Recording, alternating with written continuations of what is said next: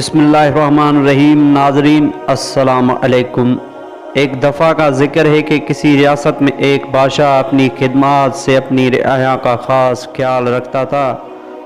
اس بادشاہ کے ساتھ ایک عجیب مسئلہ پیش آیا تھا۔ مسئلہ یہ تھا کہ جب بھی وہ رات کو سوتا تو وہ ایک عجیب و غریب سا خواب ضرور دیکھتا تھا۔ اس نے اپنے خاص وزیر کو بات بتائی کہ اس طرح وہ کچھ راتوں سے اس قسم کا خواب دیکھ رہا ہے۔ وزیر بولا، بادشاہ سلامت، آپ فکر کیوں کرتے ہیں؟ میں ایک ایسے خوابوں کی تعبیر کرنے والے شخص کو جانتا ہوں جو منٹوں میں آپ کے خواب کی تعبیر آپ کو بتائے گا۔ بادشاہ اس سے بولا کہ ٹھیک ہے، جلدی اسے بلاؤ۔ اگلے روز وزیر جب دربار آیا تو اس کے ساتھ ایک درمیانی عمر کا آدمی بھی تھا۔ اس نے بادشاہ کے سامنے جھک کر بادشاہ کو سلام کیا اور پھر بادشاہ کے سامنے کھڑا رہا۔ بادشاہ بولا کہ وزیر کون ہے یہ؟ وزیر بولا، بادشاہ سلامت، یہ وہی تعبیر نگار ہے جس کے بارے میں کل میں نے آپ کو بتایا تھا۔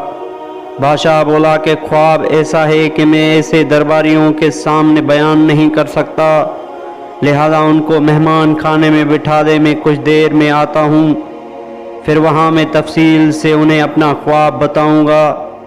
وزیر تعبیر کرنے والے شخص کو اپنے ساتھ لے گیا۔ بادشاہ اپنے ضروری مسائل حل کر کے مہمان خاص میں گیا اور تعبیر کرنے والے شخص سے بولا کہ میں روزانہ رات کو ایک عجیب خواب دیکھتا ہوں۔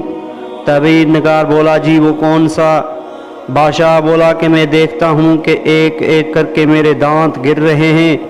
یہ سن کر تعبیر نگار خاموش ہو گیا۔ بادشاہ نے اس سے پوچھا، کیا مطلب ہے اس خواب کی تعبیر کا؟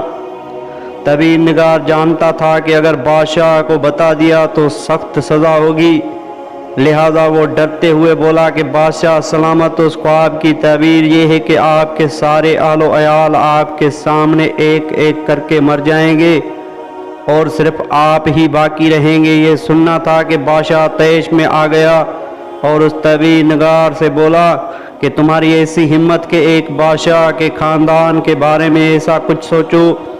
اس نے فوراً اسے اپنے خادموں کو بلایا اور ان کو حکم دیا کہ اسے ابھی اسی وقت زندان میں قید کر دو۔ تعبیر نگار گڑ گڑاتا رہا مگر بادشاہ نے اس کے ایک نہ مانی۔ کچھ دنوں بعد پھر اسے خواب نے بادشاہ کو ستایا تو وزیر نے بادشاہ کو کہا کہ میں ایک اور تعبیر نگار کو جانتا ہوں، حکم ہو تو کل اسے خدمت میں پیش کر دوں۔ بادشاہ بولا، ٹھیک ہے۔ اب اگلے دن اڈیر عمر تعبیر نگار آیا۔ اس کو بھی بادشاہ نے مہمان خانے میں بٹھا دیا اور دربار کے کام حل کر کے اس کے پاس گیا اور اس سے کہا کہ میں ایک خواب دیکھتا ہوں جس سے میرے سارے دانت ایک ایک کر کے گر رہے ہیں۔ بوڑھے تعبیر نگار نے کہا، بادشاہ سلامت، خوش رہیں، آپ اپنے خاندان میں سب سے لمبی عمر پائیں گے۔ یہ سن کر بادشاہ بہت خوش ہوا اور اسے بے شمار تحائف دے کر رخصت کیا۔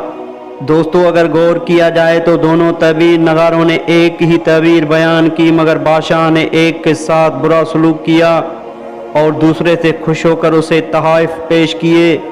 فرق صرف دونوں کے بتانے کے انداز میں تھا۔ اس سے ظاہر ہوتا ہے کہ ہمارے الفاظ بہت معنی رکھتے ہیں، لہذا ایسے الفاظ استعمال کریں جس سے ہمیں بھی نقصان نہ ہو اور وہ دوسروں کا بھی سکون غارت نہ کرے۔